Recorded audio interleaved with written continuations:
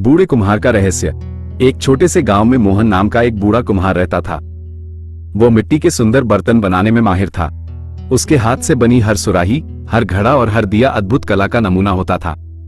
हालांकि वो बूढ़ा था, पर उसका काम बहुत ही फुर्तीला और बारीक था।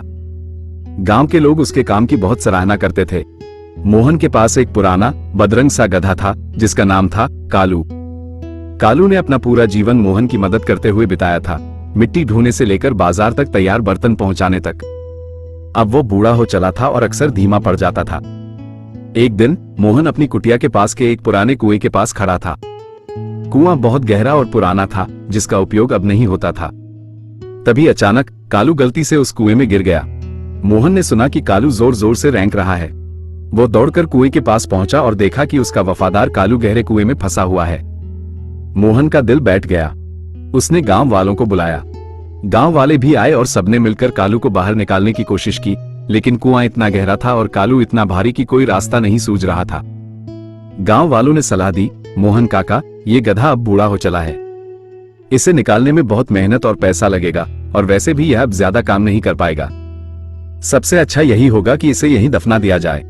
ये सुनकर मोहन बहुत दुखी हुआ, लेकिन उसने सोचा कि शायद यही एक तरीका है। उसने फैसला किया कि वह कालू को कुएं में ही मिट्टी डालकर दफना देगा, ताकि उसे और पीड़ा न हो।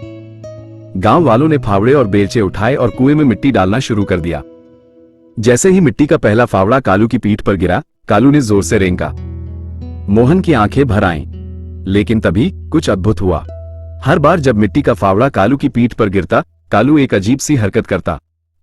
वो अपनी पीठ को जोर से हिलाता, जिससे मिट्टी उसके ऊपर से गिरकर उसके पैरों के नीचे दब जाती। फिर वो उसी मिट्टी पर पैर रखकर एक कदम ऊपर चढ़ जाता। गांव वाले हैरान थे। मोहन भी ये देखकर अवाक रह गया। हर फावड़ा जो उसे दफनाने के लिए डाला जा रहा था, वो उसी को सीढ़ी बनाकर ऊपर चढ़ रहा था। धीरे धीरे मिट्टी का ढेर कुएं में ऊपर आता गया। कालू हर बार अपने ऊपर गिरी मिट्टी को झाड़ता और उस पर चढ़ जाता। घंटों की मशक्कत के बाद मिट्टी का स्तर इतना ऊपर आ गया कि कालू कुएं के मुहाने तक पहुंच गया। और फिर एक आखिरी जोर के साथ कालू उछला और कुएं से बाहर आ गया। वो थोड़ा मिट्टी से सना हुआ था, लेकिन जिंदा था और पहले से ज्यादा मजबूत दिख रहा था। गांव वाले तालियां बजाने लगे। मोहन ने खुशी से कालू को गले लगा लिया। इस घटना ने मोहन और पूरे गांव को एक महत्वपूर्ण सीख दी।